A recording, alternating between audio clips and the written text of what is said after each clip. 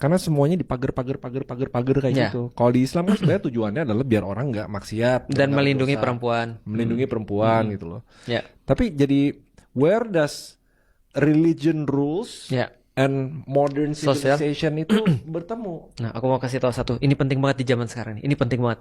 Jadi gini ya. Salah satu skill Feren yang perlu dipelajari adalah stop hearing what people say. Mm-mm. Jadi benar-benar stop untuk mendengarkan semua orang berbicara.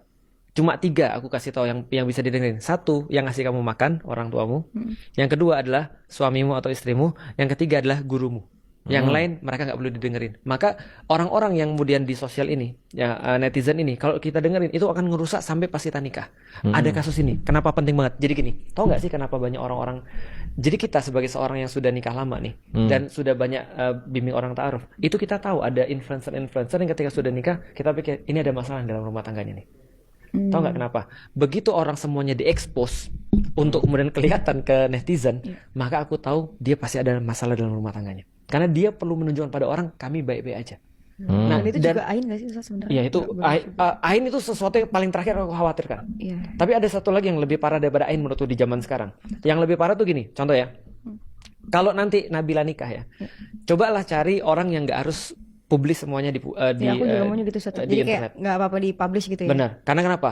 Misalnya contoh ya, kalau misalnya kita berbicara tentang kayak gini lah. Aku ngasih istriku misalnya kayak apa namanya? Kayak bunga ya. Aku bawa bunga dengan tangan kiri, aku bawa terus kemudian Diposting. HP dengan tangan kanan. Aku videoin.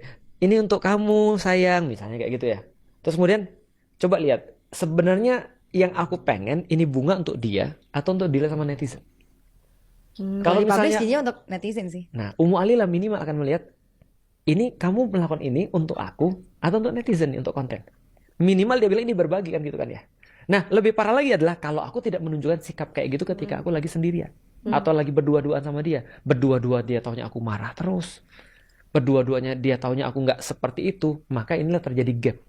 Karena kenapa? Karena kita sudah mulai nyari kemudian keluar. Dan ternyata penelitian kemarin membuktikan tentang sosial media. Ini cewek, mohon maaf ya, ini cewek-cewek. Cewek-cewek yang dapat likes banyak ketika di sosial media.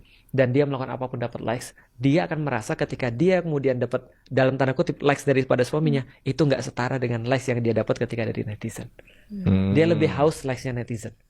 Karena kayak udah resisten. Iya benar. Nah, maka nikmatilah momen-momen berdua. Kadang-kadang memang ada satu waktu di mana semua tuh nggak perlu diposting gitu maksudnya. iya, benar. Semua tuh cuma jadi stop untuk dengerin semua orang. Kan nikah kan tentang kita berdua.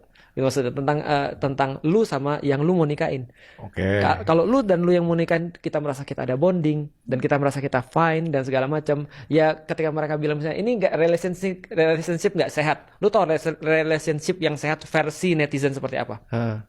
Kemarin ada